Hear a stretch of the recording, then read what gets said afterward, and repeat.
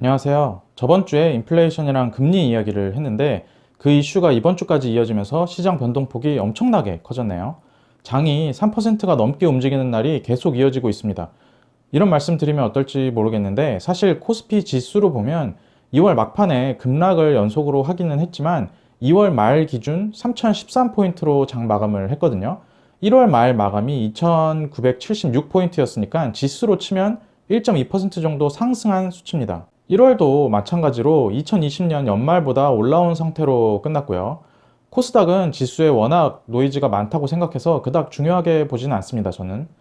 미국채 10년물 금리가 2월 말에 급등하면서 시장에 이목이 쏠리고 글로벌하게 주식시장 급락이 터져 나오다 보니 여기저기서 패닉이라는 말을 쓰는데 지금 전혀 패닉은 아니거든요. 아마 1월 초 고점이나 2월 초 급반등 할 때 급등주들 최고점에서 잡으신 분들은 단 며칠 만에 평가 손실이 20% 30%씩 찍히고 있겠지만 우리가 흔히 말하던 한국 시장의 패닉 상황은 전혀 아닌 것 같습니다. 2월 24일 날 급락했다가 25일에 급등하고 26일에 다시 폭락하면서 2월을 마감했는데 그 3일 동안 뭔가 망했다가 다시 살아나고 다시 망한 것이 아니거든요. 제가 가입자 게시판에는 여러 차례 글을 올리면서 제 의견을 이야기 드렸던 것이지만 오늘 다시 최근의 변동성의 원인과 그에 대한 제 생각 그리고 투자자가 해야 될 것에 대해서 이야기를 쭉 해보겠습니다. 오늘 원래는 영상을 하루 쉬려고 했습니다. 그 주중에 가입자 게시판에 글을 많이 올리기도 했었고 제가 게임을 좋아하는 겜돌이라 불금에 아프리카TV랑 트위치로 게임이나 실컷 보면서 콜라 한 잔 시원하게 하려고 했었는데 장이 이렇게 변동성이 터져버렸네요. 진짜 짧게만 오늘 이야기를 드려보겠습니다. 일단 금리를 조금 볼게요. 지금 이런 급변동성이 나오는 표면적인 이유가 금리거든요. 저는 시장이 많이 올라와서 이런 이슈가 나오는 것이라고 생각을 하는데 어쨌든 표면적인 이유는 금리였습니다. 미국채 10년물 금리가 1.5%가 넘었었어요. 왜 10년물 금리를 보냐면 10년물 금리에 여러 가지가 반영되어 있다고 시장이 평가하기 때문에 그렇습니다. 기준금리도 당연히 반영이 되어 있을 거고요. 시장 참여자들의 인플레이션 기대 심리도 반영이 되어 있고요. 장기간 투자함에 따른 프리미엄도 붙어 있어요. 그래서 10년물을 어쨌든 많이 보는데 이 10년물 금리가 2월 말에 엄청난 급반등을 해서 1.5%를 순식간에 넘겼습니다. 아이비들이 2021년 말에 얼마가 될 거라고 지들끼리 예상하는 레인지가 있었는데 그냥 뭐 깨져버리니까 쇼크라는 이야기가 나오고 있고 무의미해져 버렸죠. 그 예상치가. 원래 컨센서스가 그렇잖아요. 절대치보다는 예상치 대비 어떻게 되고 있느냐에 단기적으로 시장은 의미 부여를 하는 모양새입니다. 그리고 이 금리는 통상적으로 두 가지의 영향을 미치는데 하나는 대체 자산 간 매력도에 영향을 미치고 다른 하나는 할인율에도 영향을 미쳐요. 금리가 바뀐다고 하루마다 막 자산 간의 딱 서열을 정해서 매력도를 평가하는 게 당연히 아니니까 이런 것들이 뭐 쌓아놨다가 한 번에 반영되기도 하고 급격하게 반영되기도 하고 뭐 그렇습니다. 지금 상황을 굳이 이야기하자면 대체 자산 간 매력도에 뭔가 중대한 변화가 생겼다기보다는 인플레 압력이 높아짐에 따라서 시장 금리에 변화가 생겼고 이런 시장 금리가 통상적으로 할인율에 반영이 되기 때문에 시장에서 소위 성장주라고 불렸던 고밸류 주식들을 한순간에 끌어내리고 있는 형국이거든요. 고밸류 주식이란 게 좋게 말해서 고밸류지 그냥 아직 발생하지 않은 먼 미래 이익을 기대감에 왕창 땡겨서 미리 밸류에이션 해준 거잖아요. 여기에 이제 할인율이 붙는데 그간에는 금리, 이 할인율이란 게 의미가 없었으니 기술적으로 밸류에이션 상방이 뚫려 있다가 지금 시장 금리가 급등하니까 그간의 기대감이 혹시 모른다라는 불안감으로 바뀌면서 강력한 하락이 나오는 것이죠. 그리고 인플레이션 기대감도 공급 측면에 인플레이션 압박이 먼저 있다 보니 여러모로 급등하던 시장이 부담감에 부러져 버린 모양새입니다. 반면에 상대적으로 장단기 금리차 확대에 유리하다고 평가받는 금융과 보험 뭐 이런 쪽이 현재 굉장히 단단한 모습을 보여주고 있고요. 다만 이런 불안감이 있는 와중에 하이힐드 스프레드나 전통적인 안전자산이라고 여겨지는 금값은 상대적으로 안정적인 모습입니다. 통상적으로 주식시장이 패닉에 가까운 하락을 할 때는 신용경색에서 비롯되거든요. 2020년 3월에도 사람들은 팬데믹에 따른 경기 위축 우려로 시장이 그렇게 하락했다고 생각을 하지만 실질은 회사채 시장에서 신용경색 위기감이 많은 영향을 미쳤다고 저는 생각을 해요. 이게 뭐 유가랑 엮이면서요. 그리고 이 신용경색을 가장 잘 볼 수 있는 게 하이힐드 스프레드입니다. 쉽게 말해서 그냥 정상적인 금리로 장기 조달할 수 없는 기업들이 채권을 찍을 때 얼마나 더 이자를 내야 하는지 그 금리 차를 보여주는 게 하이힐드 스프레드라고 이해하시면 쉽습니다. 당연히 시장에 돈이 마르면 이런 기업들 돈줄이 가장 먼저 막히기 때문에 스프레드가 급등하거든요.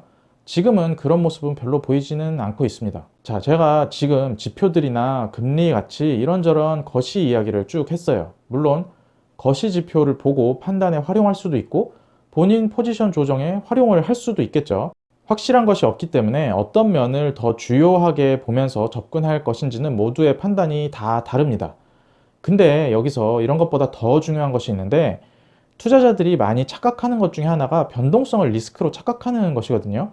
예전에 유튜브 댓글 중에 변동성이 그럼 리스크지 뭐 주식을 알지도 못하면서 변동성이 리스크가 아니라고 떠든다고 어떤 분이 말씀을 하셨는데 제가 주식을 잘 모르는 뭐 주알못인 것은 맞지만 적어도 확실한 것은 투자에서 성공할 확률을 높이려면 변동성에 떠밀려 다니면 안 된다는 점이거든요.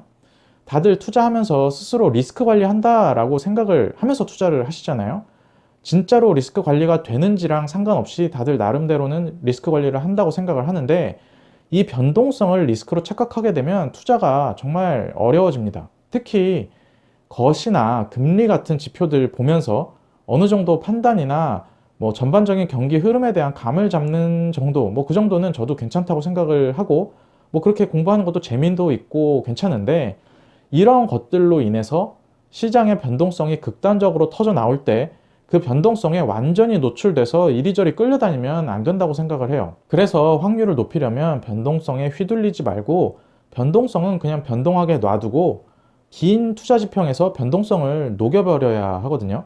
똑같은 경제 현상을 두고 하루마다 시장의 의견이 달라지고 있는 지금 단순히 아래로 변동성이 터진다고 금리 때문에 겁먹고 왕창 손절 쳐버리면 변동성에 그냥 몸 전체를 노출시키는 꼴이 됩니다.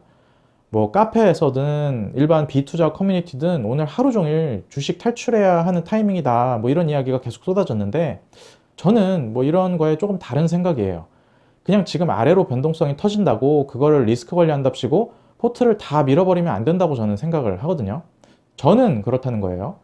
투자를 하다 보면 상승만 겪을 수는 없습니다. 하락도 만나게 되고 그렇다고 하락장이 마냥 그냥 평생 이어지지도 않아요. 어느 정도 되면 끝납니다.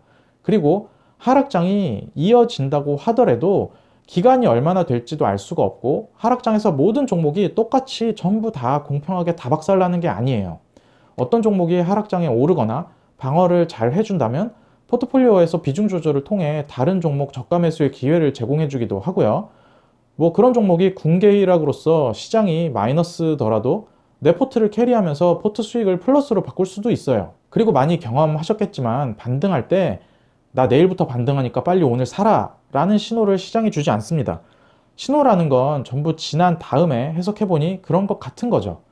변동성 터지는 것이 무서워서 시장에서 손절치고 탈출한 사람이 반대 매매 터지면서 변동성이 아래로 급격히 확대되는 날 주식을 뭐 과감하게 매수할 수 있을까요? 저는 없다고 생각을 합니다. 내려갈 때 손해 없으면 올라갈 때도 손해 없는 것 같아요. 투자라는 건. 투자는 각자의 스타일에 따라서 포트폴리오 구성도 다르고 운용도 달라져요. 종목이 같다고 전부 똑같은 수익을 낼 수 없는 이유는 바로 지금과 같은 변동성 때문입니다. 진짜 리스크는 이런 변동성이 아니고 초급등한 종목에 초급등한 이후 좋아 보여서 그냥 냅다 들어가는 그런 투자 판단이 리스크가 되는 거예요. 투자의 기초가 되는 기업에 대한 판단을 하지 않는 것이 리스크고요. 물론 지금 시장은 시장 자체의 위치가 2018년, 19년, 20년 초반처럼 마냥 그냥 싼 위치는 아닙니다. 시장 전체로 보면 별로 싸지도 않으면서 엄청 비싼 기업들도 널렸는데 그럼에도 싸거나 괜찮은 밸류에이션을 가진 종목들이 같이 있는 조금 특이한 시장이거든요. 그래서 더 매일의 변동성보다는 개별적인 접근을 더 해야 된다고 생각을 해요. 지금 괜찮은 기업을 괜찮은 평단에 들고 있는 사람들은 마음이 편할 텐데 그냥 급등주만 들고 있거나 급등주에 신용까지 써서 들고 있는 사람들은 주말에 잠이 안 오겠죠.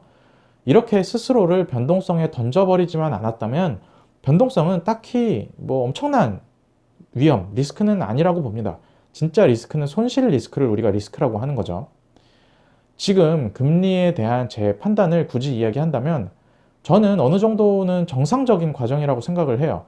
시장에서 소비는 느리게 올라오고 있는데 그에 전혀 걸맞지 않은 속도로 금융시장이 올라오다 보니 조정을 겪고 있는 것이고, 여기에 공급 측면 인플레이션 압박이 있다 보니 급격하게 터지고 있는 것이죠, 아래로. 채권 시장의 쏠림도 어느 정도는 나왔고요.